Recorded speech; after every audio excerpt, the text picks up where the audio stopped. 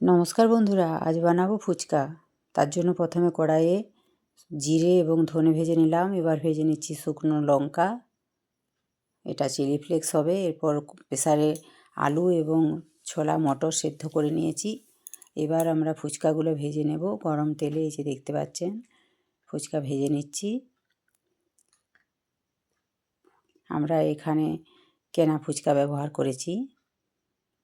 এই দেখুন কি সুন্দর ফুলেছে ফুচকাগুলো, দারুণ সুন্দর।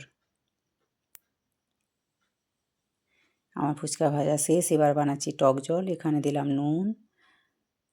এই যে এখানে আলুও মাখা হয়ে গেছে, আলুতে নুনটা দিয়ে নিলাম। এরপর টক জলে দিচ্ছি স্বাদ মতো অল্প একটু চিনি। তারপর দিলাম চিলি ফ্লেক্স। এবার দিলাম ভাজা মশলা আর উপর থেকে অল্প ধনেপাতা কুচি ছড়িয়ে দিলাম এবং দিলাম বিট নুন। এরপর এই সবগুলো একসাথে মিশ্রণটা আমরা ভালো করে গুলে নিলাম। এবার আলুটা ভালো করে মেখে নেব। তার জন্য দিলাম চিলি ফ্লেক্স। এরপর দিলাম ভাজা মশলা আমি যেটা বানিয়ে রেখেছিলাম। দিলাম ধনেপাতা কুচি। এরপর দিলাম এই যে দেখতে পাচ্ছেন শসা কুচি দিয়ে দিলাম, পেঁয়াজ কুচি দিয়ে দিলাম। এরপর এটা ভালো করে মেখে নেব।